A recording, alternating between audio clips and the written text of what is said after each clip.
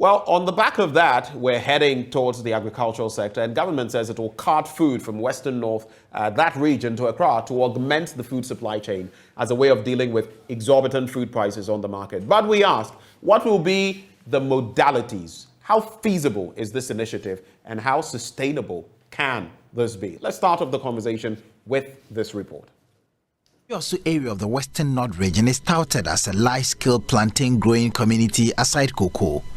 After engaging the farmers on the tour, Sector Minister Owusu Efriyi Akoto says the ministry will now be directly involved in the purchasing and supply to consumers and the special program aimed at price stabilization.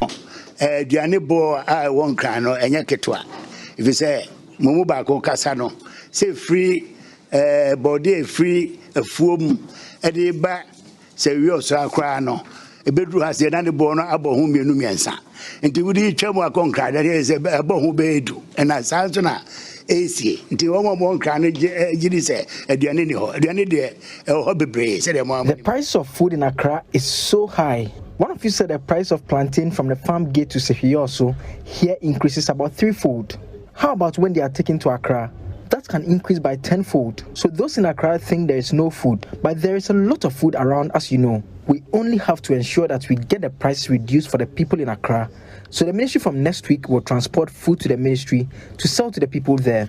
Minister of Food and Agriculture. No, I better now over who say, Western North Reg and they move feeding crop for them. The minister pledged government continuous support to deal with the issue. We can't Japamona, be a befaswa, and so I'm a catcher. No, you be man a bemo, Namusmo Jumanesia Cosrono. May Shamobose, Yabeamam. All that you have told us about what the ministry can do to enhance your work, we will do it. I am promising you that we will do that for you. I want to applaud you for the incredible work you've done here in the Western North. Who say, Kuayo region Hano, a Kosopa, a Kosora, me bomba basso, some ay Juma, Dending, a Juma. Some of these food growers explained what more must be done to elevate food growing in the region.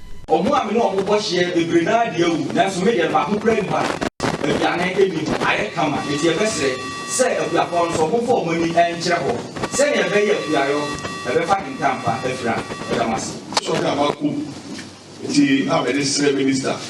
The club says in your Romabre, but you leave a tourist store. But I said, by your poultry farm, Yahweh are not establishing for them to 1,300. Yahweh see will look for veterinary of a trade programming.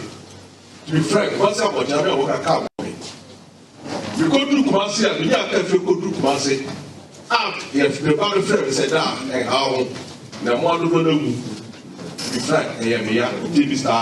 Regional director, say, veterinary store here, what the regional will be by. Say, and same thing as Woko Kumasi. Only private car, how the job is that of Woko Kumasi crown panel. They are self, it's here, you have a patch of. Well, that is the situation there, and we have our guests joining us to share their thoughts on this development. Joining us via Zoom, Dr. Lawrence Achampong is a lecturer agricultural marketing at the University of Cape Coast. We have Edward Karewe, General Secretary, General Agricultural Workers Union, and then Anthony Morrison, CEO of the Chamber of Agribusiness. We'll have others joining the conversation shortly. But I'll start with you, Dr. Achampong. When you look at what has been proposed, what the Agri Ministry is saying it will do in the Western North region, let's look at the feasibilities. I don't know whether feasibility studies have been conducted. I don't know whether it's just about we have the food, let's cart it off to Accra. But what are the pros and cons that you see about this proposal? Thank you very much, Akakpo. Food, as we all know, is very important. And when food prices are going up, we are all concerned. And we will be very happy, or everybody will be happy, if food prices go down for us. Now, what we have to ask ourselves is it that there's no food in Accra? That is the first point that we have to ask. Is it that there is a shortage? Is it that there is a glut? There is a lot of food that is going waste somewhere, and that food is not getting its way back in Accra. Is that the situation? We have to interrogate this. Now we also have to find out, why is food price in Accra so high? Is food price in Accra so high because there is shortage? Or is food prices in Accra high because of cost? And the cost, we are looking at it from transportation and then also the cost of input. If prices are high because there is shortage, there is no food, and government is intervening to ensure that people in Accra are able to get food, fair enough. But if that is not the case, but it's coming from the cost, and this cost is coming from transportation, and it's coming from the cost of input, then this will be a little bit problematic. And as you rightly said, as we speak now, we don't really know the modalities that the minister is going to use, because he hasn't given us any kind of details into this. The question is, if you are bringing this food to Accra, where in Accra, which market are you going to maybe sell this kind of food? And Accra is very big. So looking at it, if traders are supposed to, maybe if the food will be at the ministries, and traders are going to pick it from that ministry to other parts of Accra, you can bear with me that particular area, the price is not even going to reduce, as the minister is even implying.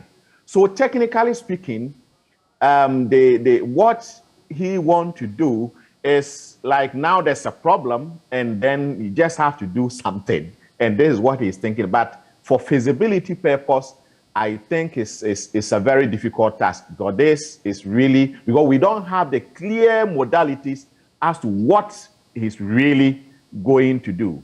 And now let me even ask this question again.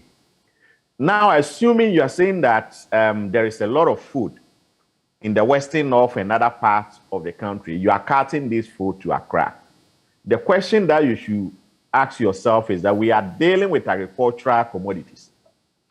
Plantain doesn't take 2 weeks or 2 months or 2 days to grow. If it is yam, it takes months. If it is maize, it takes months. All the other grains that we can talk, they take months. So assuming you go, there is a lot there, you go and cart all back to Accra, and now it's finished. When you go back to the producing area, will you find more?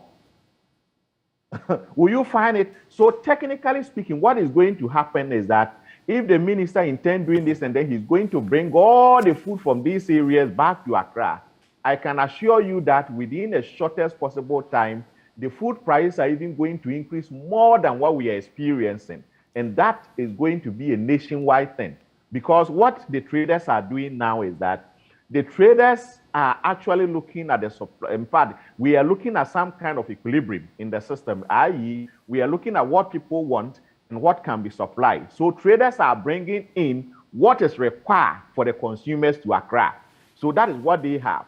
So if the minister goes in to bring more than what is needed to Accra, there will be more, and at the end of the day, yes, the price will go down, but later when you go back to these producing areas to go and bring, you will not find anything over there. All right? So later what will happen is that the price is also going to go high and high. So there's my, probably my initial thought. So just to get this clearly, you think, or to get it clear, you think that this is a wrong move, basically? Technically speaking, it is. All right. Let me interact with Edward Karewe. Mr. Karewe, your initial thoughts, again, the pros and cons of this, because the reality is that, especially in the very urban areas, the cost of food is really high. If you go out there and buy anything, you would feel the pinch. I'm sure you are aware. Is this the solution, this proposal to cart food from the Western North region to Accra and maybe to other places? Is it the way to go? Well, let me say good morning to you and then to the other panelists and then those who are listening to us. I think that it's a wrong move taken by the minister, and the minister's action is implying so much. Does he try to understand why food from the rural areas, when it gets to Accra, it is expensive, particularly around this time? What was the situation in last 2 years, in last 3 years, around this time of the year? Long ago, the minister made some statement that the middlemen in the value chain were profiteering. I think he's pursuing that agenda by saying that because they are profiteering, I want to go there, Mike.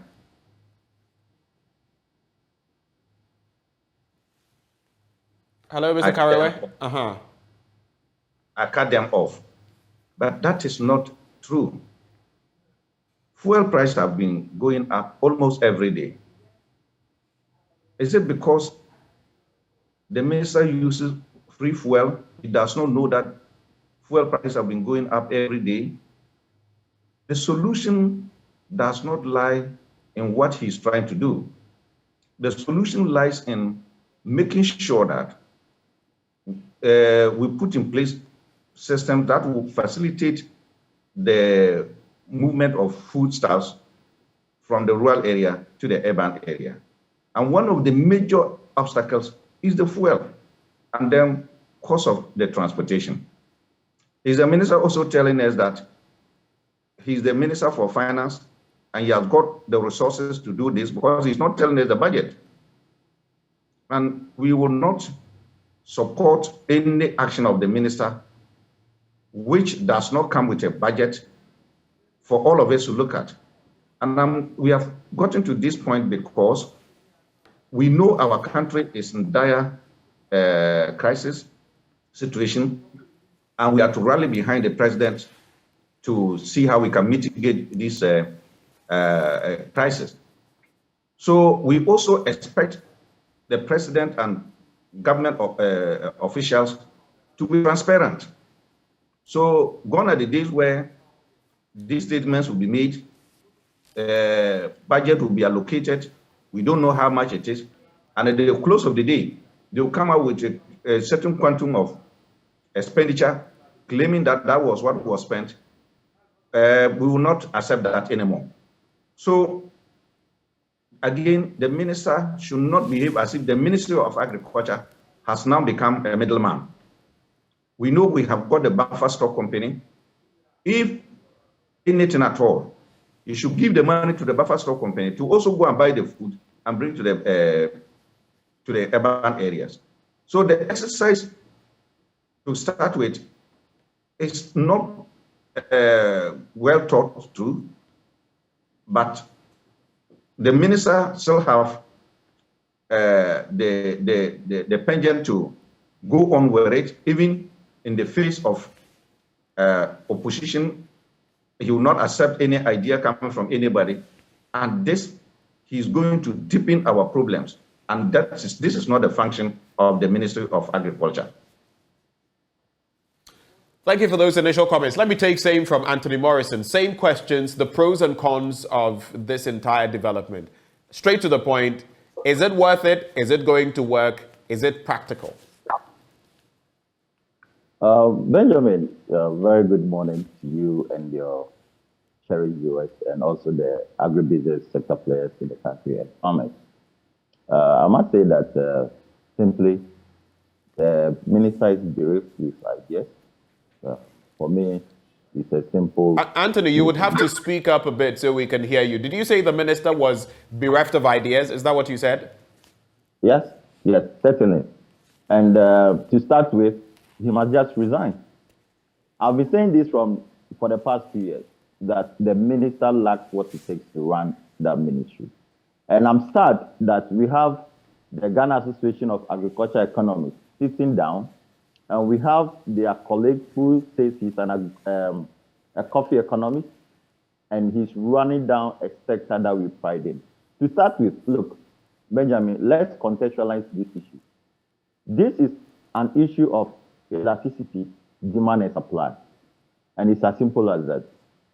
Now, let's now interrogate how the food supply chain works in Ghana.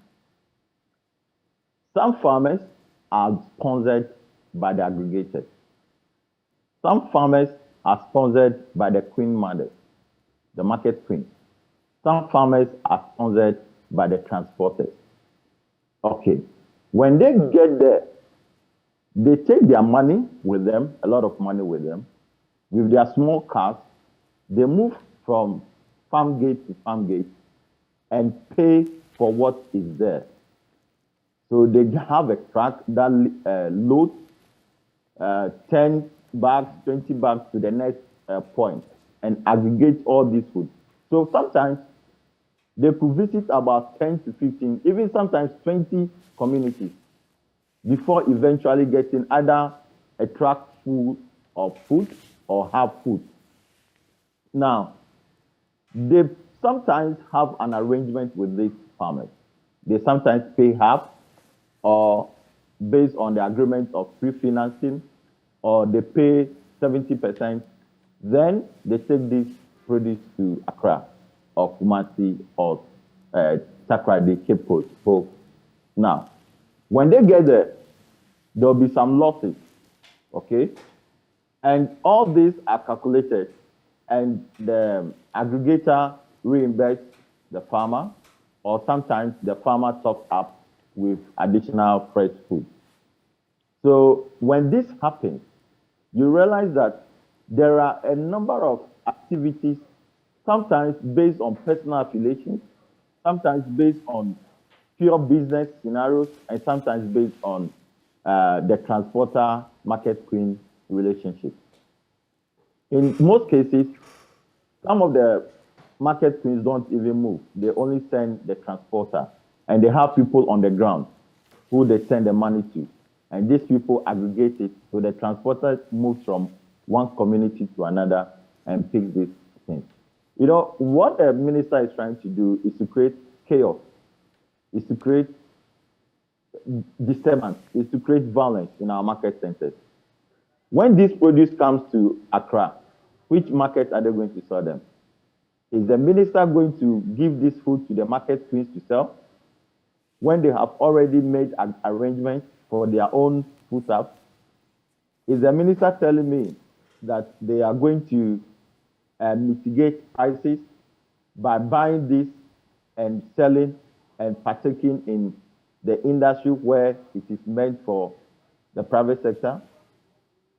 The ministry and the minister is step-siding their mandate. Their mandate is to design agriculture sector policy and oversee its implementation, not to implement. They are not an implementary body. The implementary body is the Department of Agriculture at the local government sector. And we do have the regional coordinating MOFA directors that coordinate the activities at the regional level with regards to project implementation. So that tells you that the minister actually does not understand what it takes to run or to effectively run agriculture in Ghana. If you cannot easily understand your mandate, that is the starting point. And you see, what we've gotten to is the fact that the minister actually, either he's refusing to accept his failure, he's refusing to undertake a very good analytical situation of why food prices are going up. Look, Benjamin, as we speak, the cost of seeds, vegetable seeds, and others have gone up. And don't forget that for vegetables, we import more than 90% of all the vegetable seeds in the country. They have gone up by 3 times. The cost of fertilizers have gone up almost by 3 times.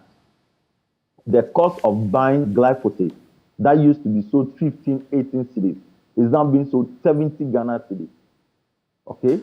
The cost of farm management. Right. Let me talk about even plowing. To plow. Now, it used to be 150, 120. Now, it's about 350, 400, depending on how close your farm is to the main road. So, the agri minister is failing to understand or to come to the realization that there are global logistical supply chains dysfunctioning and also lower productivity in terms of factories. For instance, China has been locked down for years now, 2 years. Production at major Chinese factories have come to about half or less than half. The same applies to Europe. For instance, Yara International were having challenges with energy in UK. They have to go into negotiation with the UK government. Okay, so there are a number of factors globally that is affecting food productivity.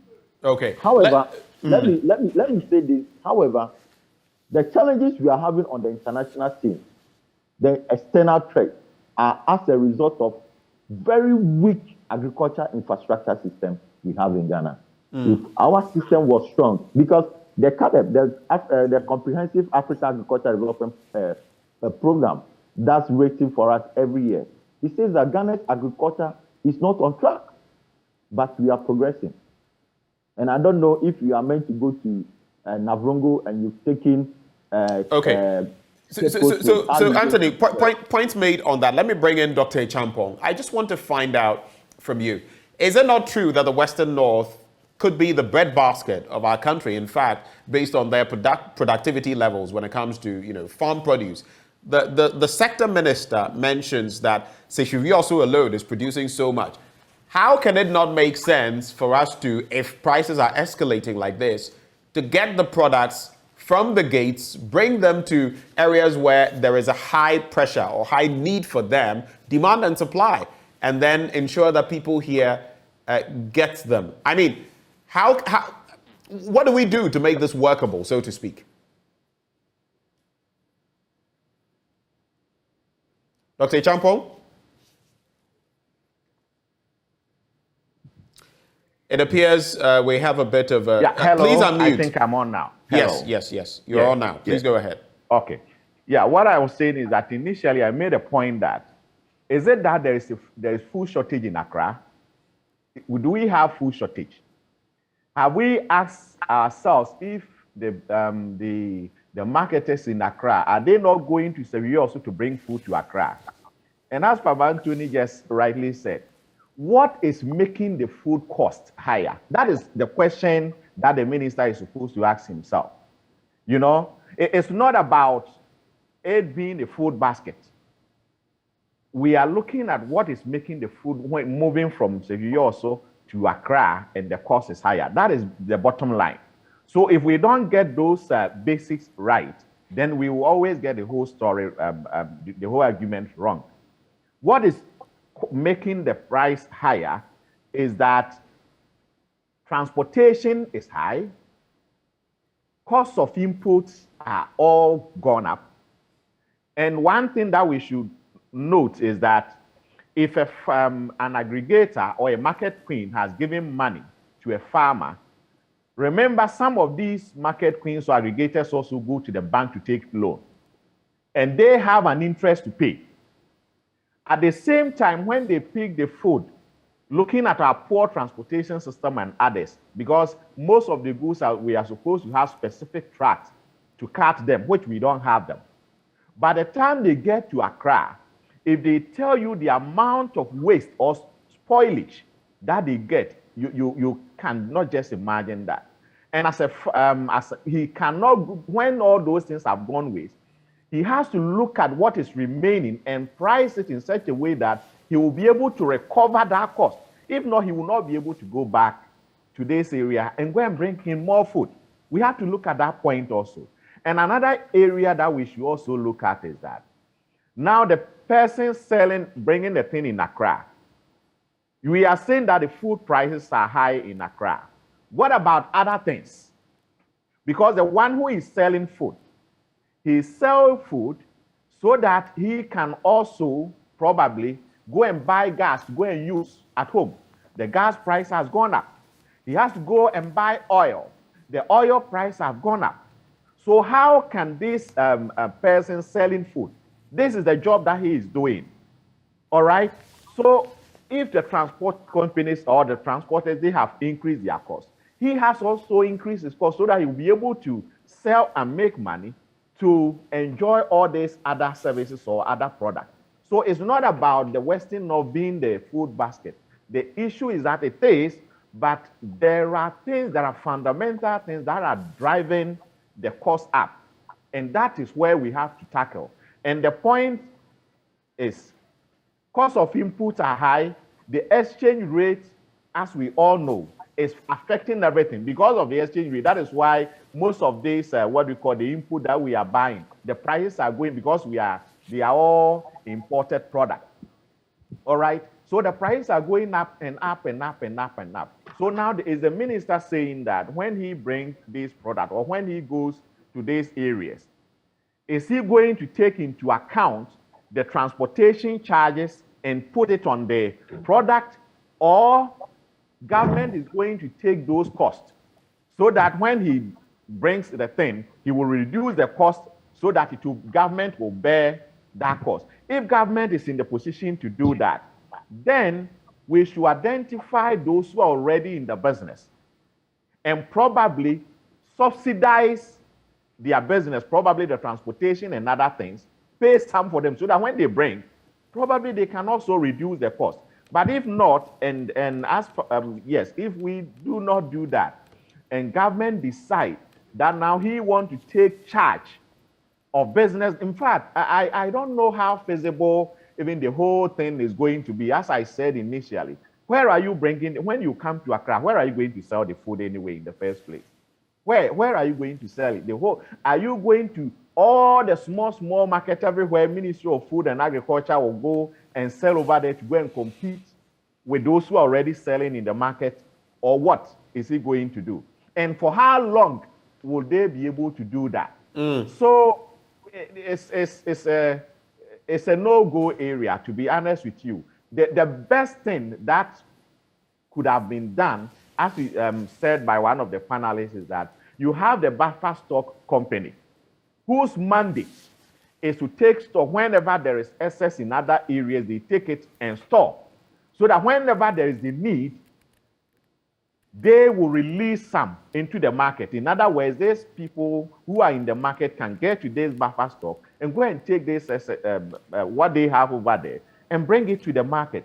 But for the ministry itself to go in directly, go and buy from farmers, and as one of the panelists was in, just assuming that I have pre-financed a farmer's activity.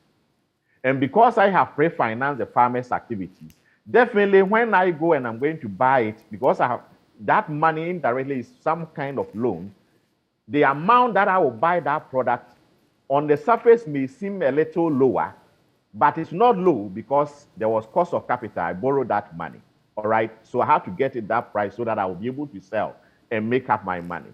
Now, if the minister comes in and probably he goes there and he's giving an amount that is a bit higher than what the market players, the aggregators and the market queens who had already given money to these farmers to produce, if you are going in there to go and buy from them, is there not going to be a confusion in the whole system that the person will feel, okay, then let me sell to the ministry, I will not sell to you. Meanwhile, this is the person who pre-financed. So in other words, it will create price distortions in the system. Seriously, there will be a lot of price distortion. There will be a lot of confusion in the system.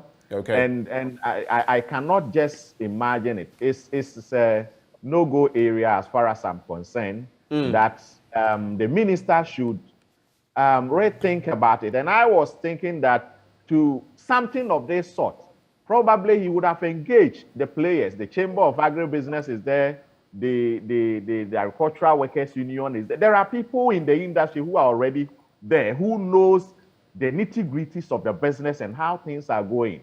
So there should have been a proper engagement with these stakeholders. But you don't just go in there, you go and then you see that there is plantain. Oh, okay, there is a lot of food over here. Why? And you ask the price and you think it's cheap. So let me come and buy it and go and sell it in Accra.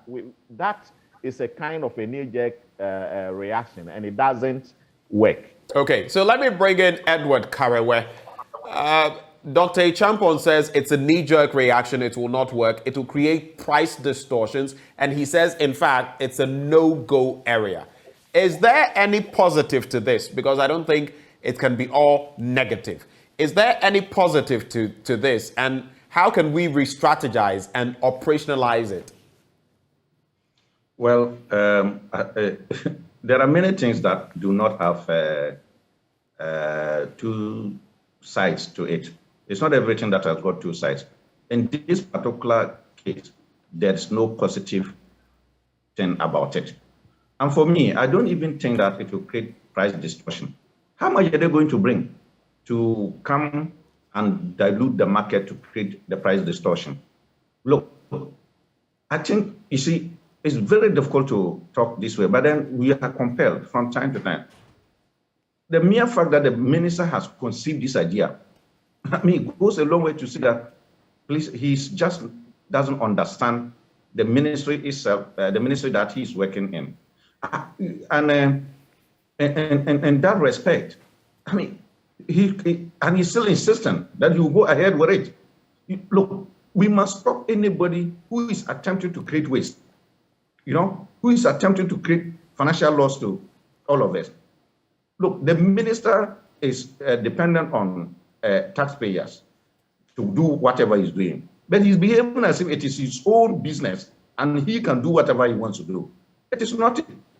The exercise, you are talking about Western North. Is that the only region? Is the exercise going to be a national one? And if national one, is it going to be 1 week? Is it going to be 1 month? Or how long is the exercise going to take place? Not to talk about the other, challenges that my colleagues have already mentioned. So the minister cannot wake up overnight and then say that I want to do this. Is he doing it with his own money? And then when we are asking for details, he's not giving the details and he's pursuing this. Look, when is he going to use the ministry staff to do that? Have they now got skills in buying and selling? I mean, how many are his staff? He himself has been complaining, and we know that the ministry is understaffed. So if he's going to use the staff, then he's going to divert them from their normal work to go and do buying and selling. Look, where he has failed, he should not use this as a cover. He's supposed to have made sure that, look, he's increasing investment in agriculture. What we expect the minister to be telling us is that how much he has been able to source from government to invest in agriculture in the face of the food crisis, and then which will not even end by the end of this year, but into 2023 and beyond. He's not doing that. He should be accounting to us why he's a minister for all these years. And we are spending about $400 million to import tomatoes from Burkina Faso into this country. What is the planting for food and jobs meant for? When he has spent over 4 billion Ghana cedis on planting for food and jobs, and yet we are importing almost everything. For me, calling for him to resign, I know he will not resign. He has to be sacked by his appointer, the employer, the one who has appointed him. Because for him, he's not clear about what he's doing. He doesn't see it to be wrong. Okay. And if you are an employee and you behave this way, you must be sacked. Okay. We think that the president should take the necessary steps to let him step aside and then and stop. Otherwise, he's going to plunge this country into serious waste. And we are not ready at this stage of our economic crisis to see this. I thought that the minister, if he has money, he should invest that money. For instance, take the poultry industry and support them to have feed, maize, and everything. But you will not take money like this to go and waste when almost every sector of the subsector of the agri sector is non-performing. Let me find out from you, though. Is it fair? Is it fair to say that he's not investing in agriculture and all of that? We know that he himself has had cause to come out and complain about the banks not putting enough into agriculture. Maybe it also is the public sector or government crowding out businesses. But we know that a lot of these banks now are not lending to the agricultural sector. In fact, just about 3-4% of their loans are going into this sector, and even of that, about 90% goes into the cocoa, producers or buying companies. So, is it fair then when we say that there are not enough investments in agriculture? The agricultural ministry has its budget. Beyond that, practically, what can be done? Well, Benjamin, I think that's for me, right? You think that is? Hello, Benjamin. Is that for me? Yeah, it's for you, Mr. Karawe. Oh, yeah. Okay. I think I've made. I mean, we don't need to go far to find the solutions. We just do not need to go far, and the solutions are just here. And our record is also there to show that we have not done well. And it is time for us to rethink. I don't know why it's not coming. Can you? And to ensure that we do not languish and waste in the current system. And it has to take. It's unfortunate that we just cannot. Where we have gotten to, there is no future for agriculture in Ghana, with the minister continue to be in office. That one, each day he stays in office, we have more crisis for agriculture. So, all right, not move on, so long as he continues to be in office. And the minister or the Ministry of Agriculture and government has not been able to tell us that, given that we are having crisis today, what will be the situation in 2023? From January to date, the ministry has first and foremost reduced the subsidy on fertilizer from 36% as of 2021 to 15%. Apart from that, the total volume of fertilizer that was supported under the subsidy last year, that is 2021, less than a quarter of it is being supported this year. We want the minister to be telling us the figures where we are. But doesn't mean to tell us that this idea of buying food from the rural areas to Accra was part of his thinking at the beginning of the year.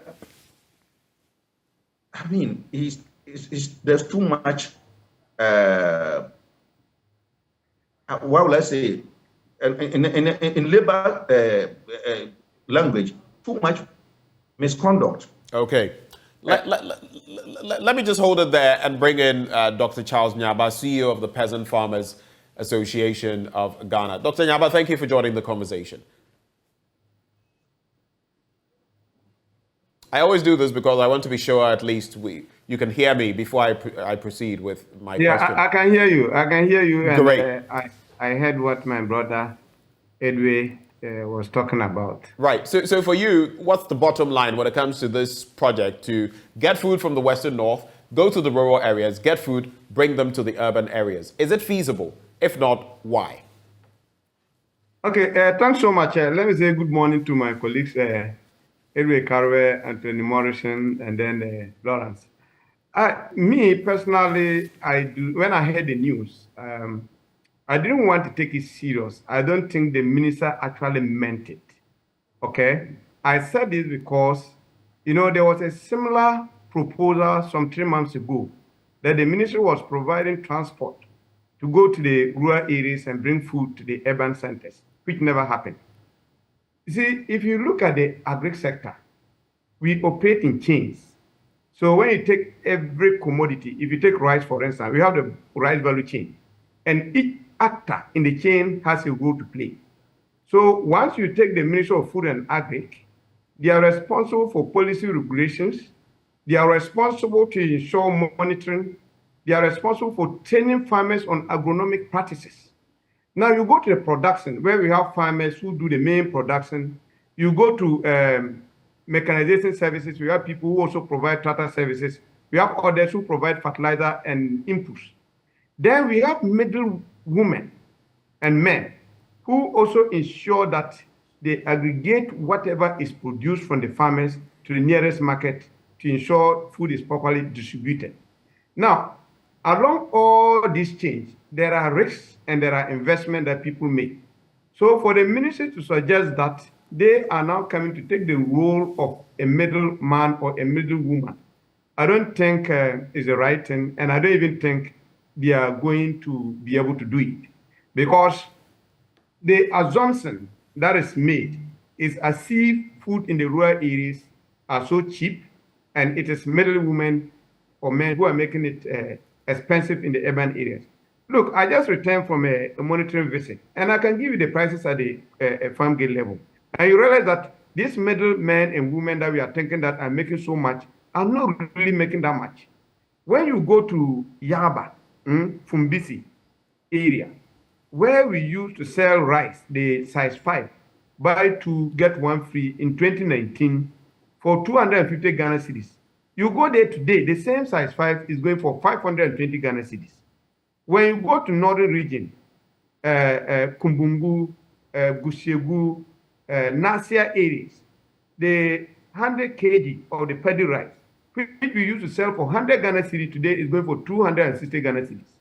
When you take maize, the price of maize in Techiman, which is supposed to be the bumper season in that area, 130 kilo is going for 400 and 430 Ghana cedis. In Tumu and Dapiama areas, the same 100 kg is going for 300 Ghana cedis, and this is supposed to be the bumper season. So tell me, the price in Accra, how much has a middle woman or a middle man added, considering that transport cost to take a 100 kg bag of Tumu to Accra is now going for 50 Ghana cedis, when it used to be around 20 Ghana cedis. Okay? So these middle women are playing a crucial role, and the market is open. So there's competition. So for anybody to think that one person will be able to influence the market by making supernormal profit, I don't think that is the case. So that's where I think that the ministry has even got it wrong. How then can we in any way sanitize this? Is there any way of making it practicable? Is there any way of, because look, we have a food security challenge. We're being told now that more and more people are falling into the poverty bracket, the poverty net. The World Bank is telling us some 1 more million people could fall into that gap. It means that food security is becoming problematic.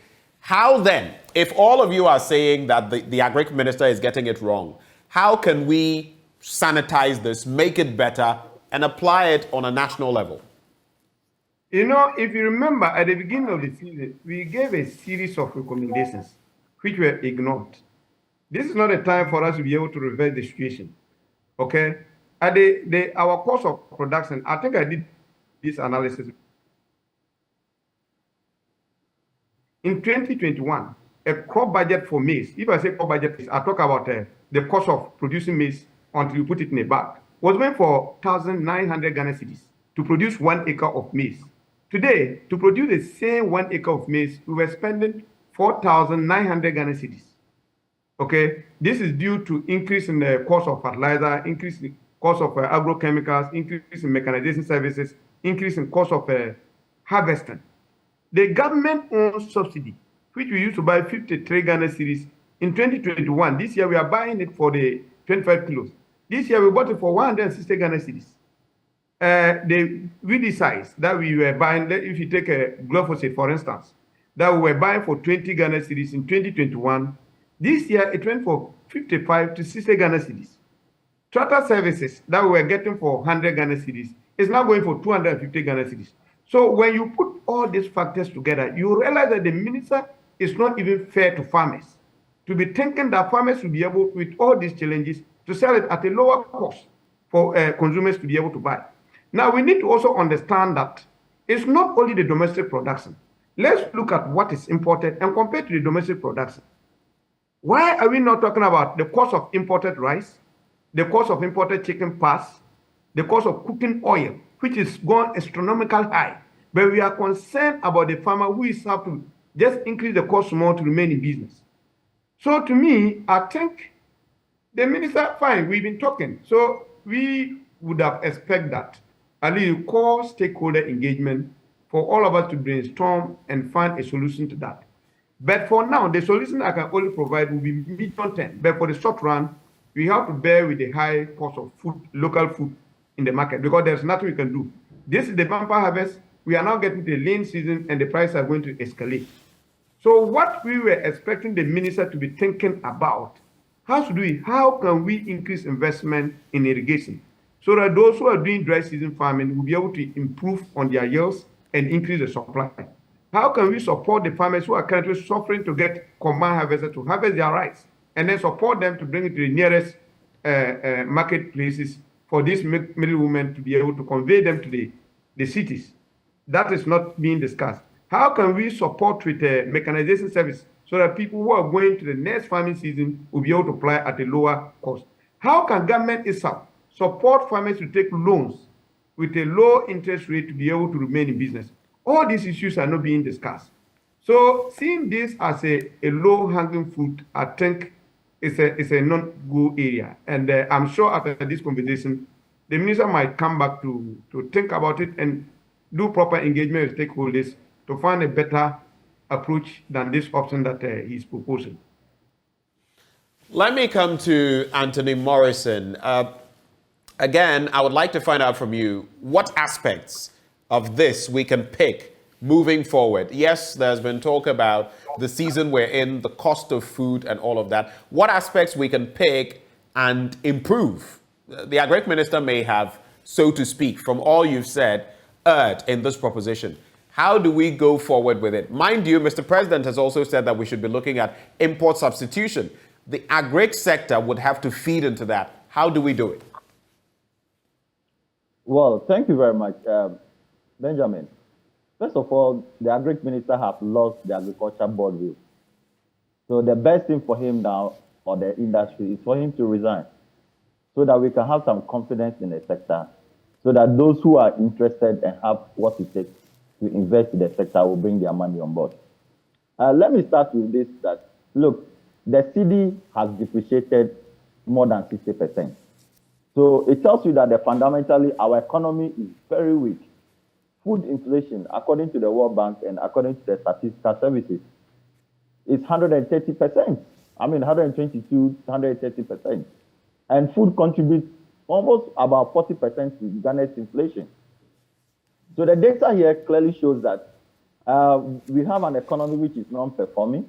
We have a sector that is supposed to support the economy to grow, that is receiving less attention. Because, for instance, when COVID came, we got no intervention. They were giving intervention to other sectors of the economy that does not border on livelihood. Okay?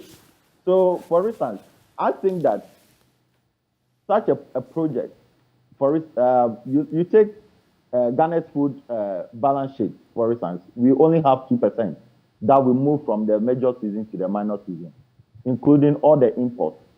So even if we are to do import substitution, we are going to a situation where we are going to go into negative, because as it stands now, our productivity is very low compared to the previous years where we were carrying 2% balance sheet into the next season. What that means is that since there is low forex availability or foreign currency available, we are going to import less, and our food productivity is also going to be less. So as a country, we are going to dovetail into what? Negativity in terms of our food balance sheet. Now, what the minister is proposing is to do foodstuffs that are not primarily the ones that we can store as buffer stock. So the first question is, do we have the cold chain system as a country? Which is no, we do not have a cold chain system that can even keep our tubers, our plantain, yam, cassava, whatever, for even 2 or 3 months. No, we don't have it. What the minister is proposing should possibly even be coming from buffer stock as a mitigating measure, okay? Because buffer stock could possibly provide some mitigating areas because it is their mandate. So we do not have a situation in the country, even now, if there should be a food shortage, we will not go more than 1 week because we do not even have anything in our buffer stock. Now, if we take poultry industry, it's almost collapsed because over 2,700 poultry farms have collapsed. And I've visited several of them, okay? Some about 50,000 capacity, and more than 1,700 have downsized. And you know why? Because majority of the feed additives that comes to the poultry is from maize. And if there is low productivity of maize, that implies that the poultry farmers are totally out of business. The day-old chicks have not gone up in terms of the price at the global market, but it is the poor cedi that keeps depreciating against the dollar that is making it very difficult for farmers or the poultry farmers to even import. Now, fast forward, what do we do as a sector? For this year, we have always and consistently been advising the government and the minister to take some critical intervention.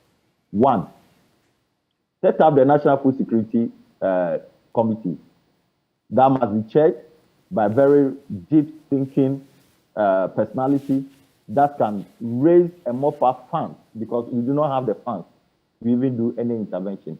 And I doubt what the minister is saying, he even have the funds to deliver. Two, mop up funds and look at critical areas of food security. Most of the food we are eating now are from traditionally our main staples.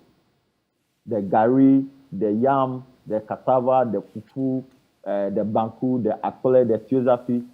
More people are eating this these days because the other prices of other foodstuffs have gone up. The rice have gone up. Wheat, have you checked the price of wheat bread lately? It has gone up by more than 300%. So you need to provide an intervention that is critical. For instance, we have asked government to look at, can we set up one commercial farm or at least 2 commercial farms in each region, making it a food security commercial farm. So they supply directly to the buffer stock. They don't supply to the market. They supply directly to the buffer stock. Then they can hold this food for 6 months, 1 year. And you see, the point is that for some time now as a country, we have been focused on warehouses. Warehouses does not have the capacity to store food more than a year. But if we can develop the silos, large silos, I mean, that could be the point where we begin to solve our food security issue. All right. Thank you so much, Anthony Morrison. And it's good that you went straight to solutions as well, because that is how we're wrapping the conversation. For you, Dr. Champong, what is the way forward? How do we securitize what we have, at least in terms of food, ahead of December, Christmas, and ahead of the new year, even linking it to import substitution? And for you, gentlemen, it's the same question to all of you. Anthony Morrison has already started, so he's had his take. To the rest of you, this is the question. Link it to the fact that, look, we're importing $1 billion worth of tinned tomatoes, $800 million worth of rice, $600 million worth of flour, $400 million worth of poultry and meat. Dr. Champo.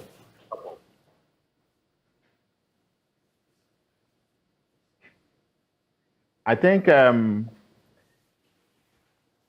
if we want to solve our food security problem without a well-resourced commercial farms, we are joking. For me, that is the whole idea. So you agree with Farmer Morrison, Anthony Morrison? Exactly. So, yes. But my solution is that is not to say we should take the small holders away.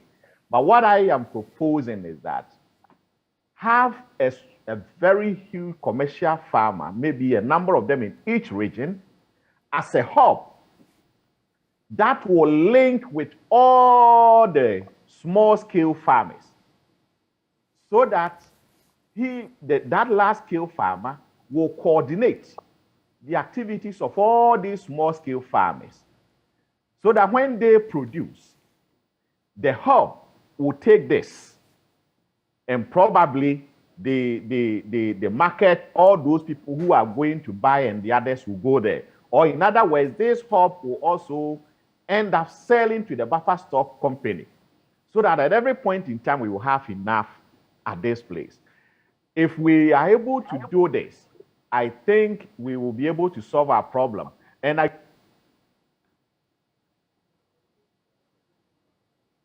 if you ask again, what I will say is that we should also think of some strategic food security crops.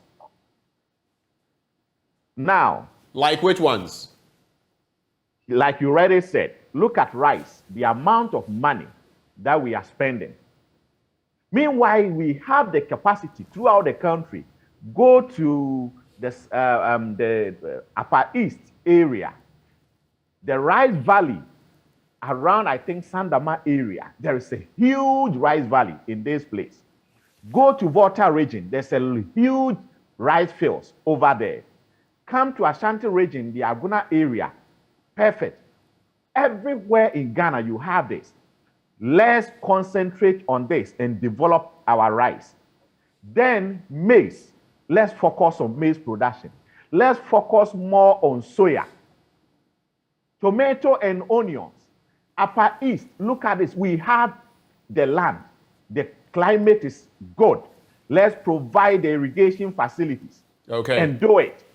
So when we do all these, and now look, and then maybe when we come to the animal side, focus more on poultry. Let's support the poultry farmers. And you know, I said we should focus on maize, soya, rice, and others. When you concentrate on producing maize and soya, those in the poultry will tell you soya, maize form a very great proportion of the feed component of the poultry sector. So if we are able to produce more soya and also maize, it means that can directly come in to support the poultry sector. Right. All right, and bring the costs down. So if we are able to make these huge savings from this sector, I think we will not be coming here always to talk about this over and over and over again. But I hope the ears that are listening, because I'm not sure this is the first time they are hearing this. They've heard it over and over. But I pray, looking at the problem we find ourselves in now, they will listen and listen well so that we do things right, at least for once. Dr. Champo, we're so grateful for the thoughts that you've shared. Let me quickly take the same thoughts from Edward Karewe. Mr. Karewe, in about a minute. Yeah, first and foremost, we have to accept that we are facing a food security problem. But the unfortunate thing is that government does not appear to accept that we are having a food security problem. Because if you look at government documentation and government pronouncement, is that Ghana is self-sufficient in food production. We have to first accept that. Then two, we also have to accept that the Planning for Food and Jobs program has not delivered on its mandate, on its objective. Instead of what we are hearing that it is 100% successful. Then the third point is that if we have to move forward, then we need a national conversation by stakeholders on this to identify the magnitude of the challenges within the agricultural sector, and then to together look at appropriate solutions to deal with them. Then the fourth point is that we have to make a selection. Right.